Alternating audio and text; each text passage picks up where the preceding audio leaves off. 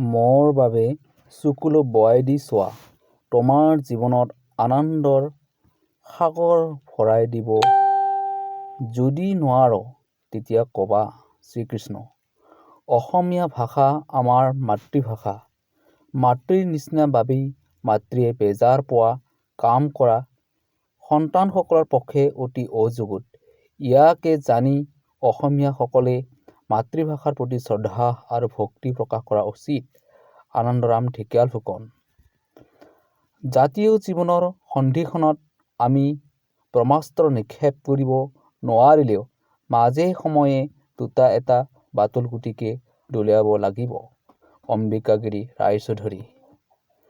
মানুহে মানুহক অন্ধকাৰৰ পৰা পোহৰলৈ আনিব পাৰে। মানুহক নতুন জীৱন দান দিব পাৰে।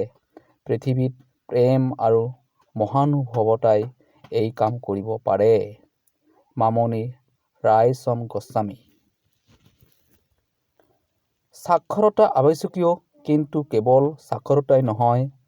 যদি মানুহৰ শিক্ষাৰ লগত জ্ঞানৰ সম্বন্ধ নাথাকে তেন্তে শিক্ষা অভিশাপ স্বৰূপহে হয়।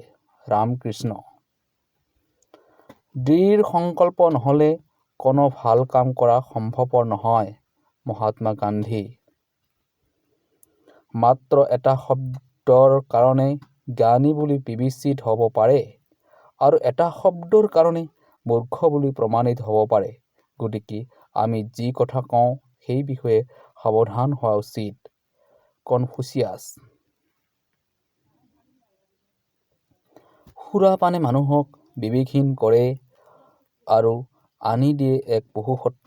এই পশুসত্বৰ কবলৰ পৰা ৰক্ষা কৰি নাৰীসকলক ৰক্ষণাবেক্ষণ দিবলৈ সকলো জাতি ধৰ্ম নিৰ্বিশেষে সকলো শ্ৰেণীৰ মানুহক আগবাঢ়ি অহাটো গান্ধীজীয়ে বাঞ্ছা কৰিছিল।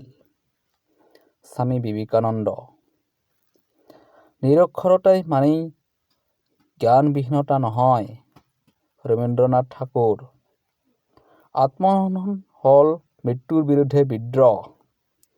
হেমিংৱে। অলপ মূৰ্খামি প্ৰচুৰ কৌতূহলী হ'ল প্ৰথম প্ৰেম। George Berners. আত্মনিন্দা কৰিব জানিলে পৰনিন্দা পাকত নপৰে। স্বামী বিবেকানন্দ। বন্দুকৰ গুলীৰে কোনোৱে আদৰ্শক হত্যা কৰিব নোৱাৰে। জ্যোতিপ্ৰসাদ।